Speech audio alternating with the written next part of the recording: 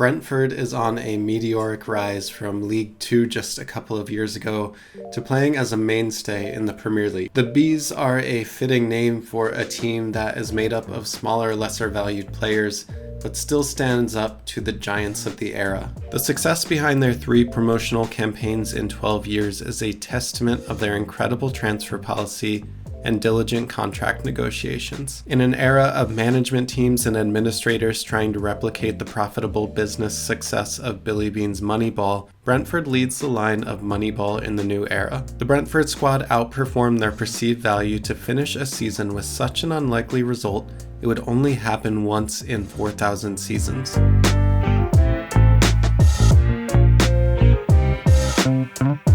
Moneyball is somewhat of a lazy excuse as well for this team, just because their success is now replicated through all levels of the English pyramid. Their approach to transfers and contracts remove a lot of the human emotions that other negotiators get caught up in. Brentford's policy is largely based on holistic mathematical and statistical models. This allows them to improve the accuracy of their scouting and their data every time they buy or sell a player.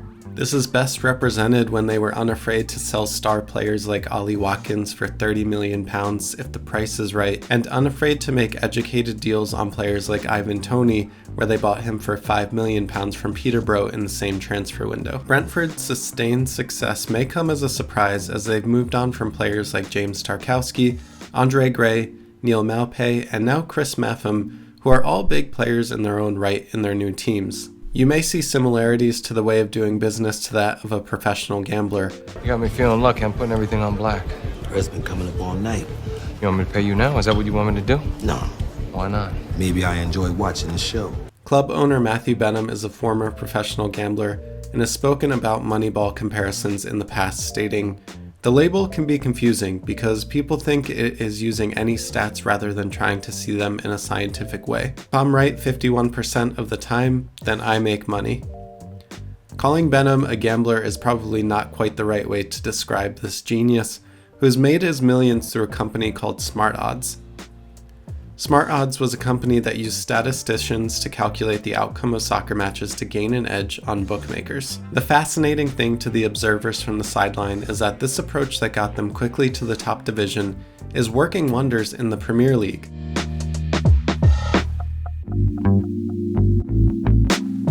The co-director Rasmus Ankersen is looking to beat Goliath using different weapons. And that weapon is data analytics. Analytics that help them find what he calls whispering talents. Underperforming, high-potential players that nobody knows about yet make up a bulk of their squad.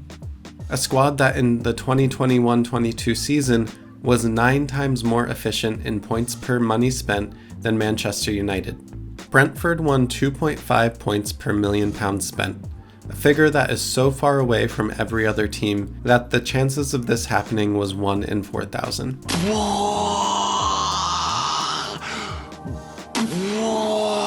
Leeds and Brighton were the only other Premier League team above 1 per £1 million spent, with Manchester United, Chelsea, and Everton bringing up the pack of losers. Thanks in part to multiple studies on the correlation of squad payroll and league performance, we know that the closest link to team success is the worth of your squad's contracts. Brentford was at the very bottom of that list in the 21-22 Premier League season and still managed to finish 13th, 11 points away from the relegation spot and only 10 points away from the European place. Ankersen noted the sustainability of success is just as important as the current evaluation of what success looks like. He says, "When we evaluate how well we do, we don't look at the league table. We look at these underlying ratings which we trust more. They're more predictive for where we're going to go."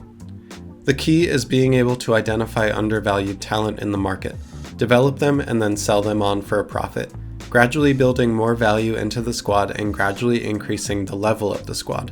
Now we come to a place where we have a huge amount of value in the squad and we're good enough to compete at the top of the league. And Brentford have not just competed, but they've now demolished the competition when it comes to efficiency by utilizing a combination of advanced scouting intelligence, comparative league evaluations, and tightly controlled transfer policy. If you guys enjoyed that video and learned something new, please consider subscribing to the channel as it really helps YouTube to broaden our scope to grow our community. Follow us on Twitter as we're almost at 2,000 followers. Follow us on Instagram and TikTok because we're trying to build that as well. And we need only 4 more Patreons before we release our first line of merch. Support the channel for as low as $2 a month. And thank you to all the Patreons that are currently supporting us: Tyler, Christopher, Jeff, Kiko, Moondog, Preston, Vince, Spurs, Takuya, Bucky, Eddie, Eric, Isaac, Meg, Patrick, and Toby. Thank you guys so much. Like the video so more people can find this, and we'll see you next time on It's Called Soccer. Peace.